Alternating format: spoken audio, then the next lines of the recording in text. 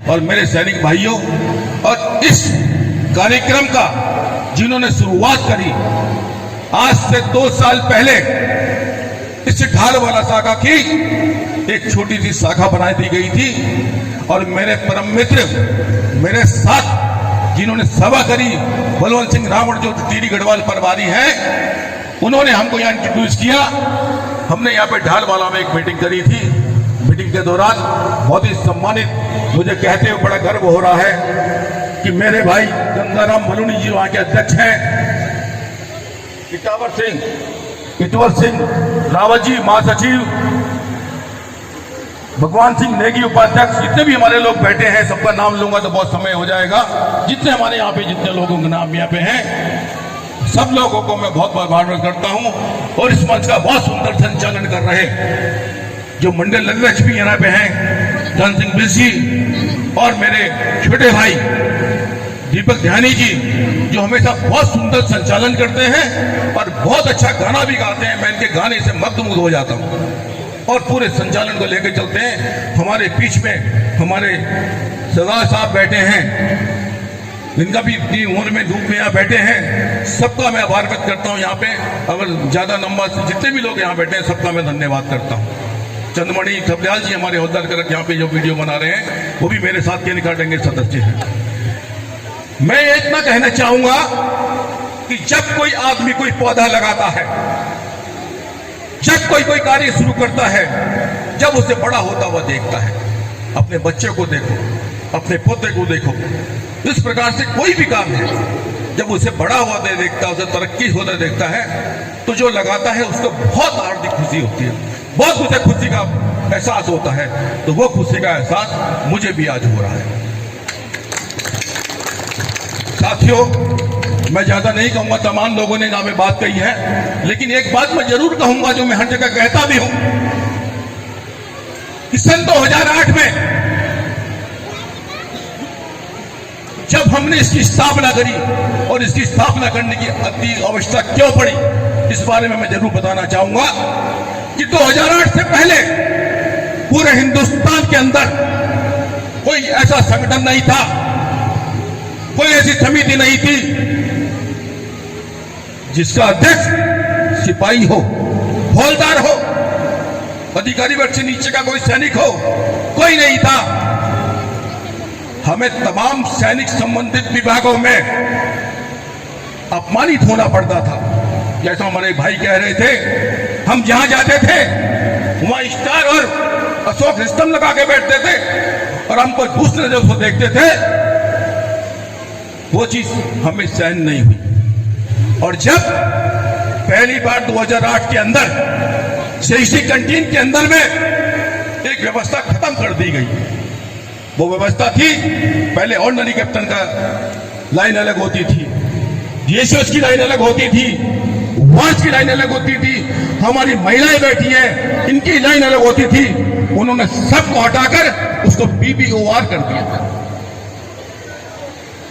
उस दिन हमने संकल्प लिया था, जैसा साई साहब ने बताया, मेरा उस दिन मन में संकल्प था कि एक ऐसा संगठन बनाना है, ऐसा प्लेटफॉर्म बनाना है जिसके माध्यम से हम अपनी बात सरकार के पास, प्रशासन के पास में पहुंचा सकें।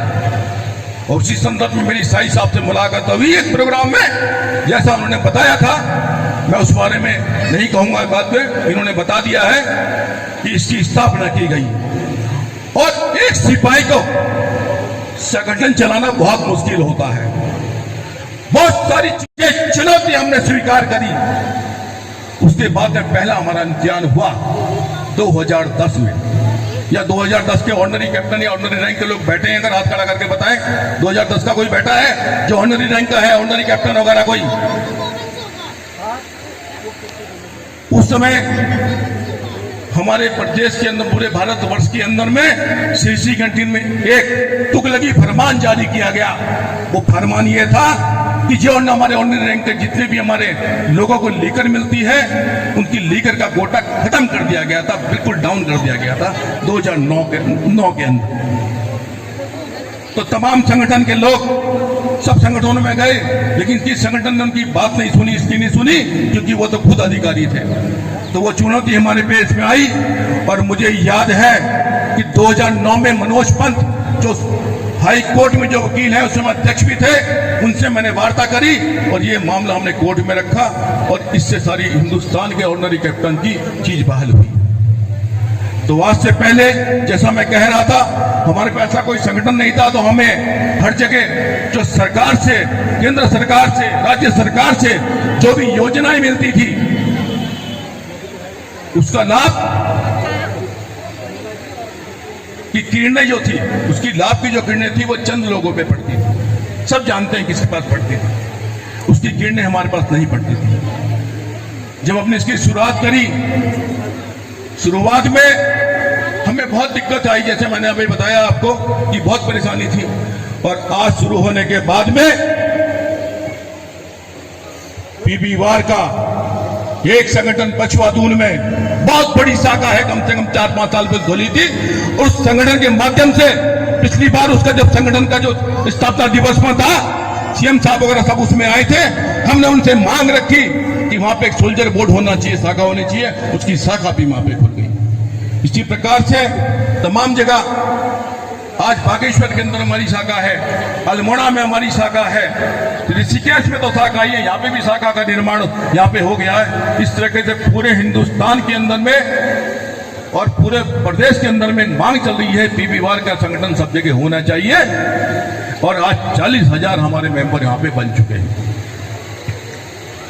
अब मैं ज्यादा नहीं कहूंगा, एक बात जरूर कहूंगा कि जब से हमने ऋषिकेश में इस संगठन की बुनियाद रखी है, जब ऋषिकेश में शुरू में रखी थी, उसमें टीएसडीसी वालों का बहुत बड़ा, हमारे सैनिकों का शोषण वहां पे हो रहा था।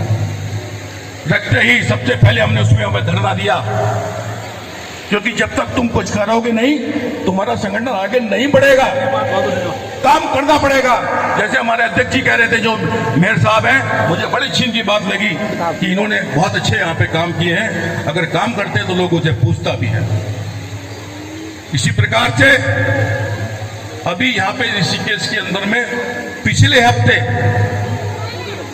मुझे ध्यानी जी ने, बलवंत सिंह रांगड़ जी ने, लोगों ने ये बात बताई कि यहाँ पे ईसीएस की फैसिलिटी नहीं है। पहले निर्मल अस्पताल हुआ करता था यहाँ पे, उसमें ईसीएस की फैसिलिटी मिलती थी। तो उसका संज्ञान लेते हुए पिछले हफ्ते 8 से 10 दिन पहले हमने एमएच के नए एसएमआर रखे हैं वहां पे, जो हेड कलर के हैं, जो इस कार्रवाई को करते हैं, उनको और अकाउंटेंट को लेके हमने उनको गंगा आरती करवाई यहाँ पे। बलवंत सिंह रांगड़ जी, ध्यानी जी हमारे सब साथ में थे, उनसे करवाई और इस ढेर से करवाई, इस चीज के लिए करवाई कि ताकि आने वाले समय में हमारे सैनिकों को यहाँ पे इस चीज का लाभ मिल सके। और मेरे पास कल ही उनकी सूचना, देखो ये ऋषिकेश की पवित्र धरती है और गंगा माँ की यहाँ पे है, गंगा को माँ बहुत मानने वाले हैं। मैं गंगा माँ की सौगंध खा के कह रहा हूँ आपके सामने, क्योंकि कल बोलेंगे आया था मंच में बोल के चले गया। मुझे कल उन्होंने फोन किया, वहां पे आनंद पांडी है केरला के, उन्होंने ये बोला कि हम जो भी यहाँ पे कार्रवाई है, मैंने इसमें कार्रवाई कर रही है, ये एमएच के माध्यम से उनके हाथ में, उनके पावर में नहीं है, ये ऊपर जाएगी बाद में। तो उसके बाद दोबारा वो यहाँ पुणे में आएंगे और हमारा पूरा प्रयास ये रहेगा कि हमारे सैनिकों को ईसीएस की फैसिलिटी, तमाम जो सरकार से फैसिलिटी मिलती है वो मिल जाए यहाँ पे। इस संबंध में इस तरीके से हमारा काम रहेगा।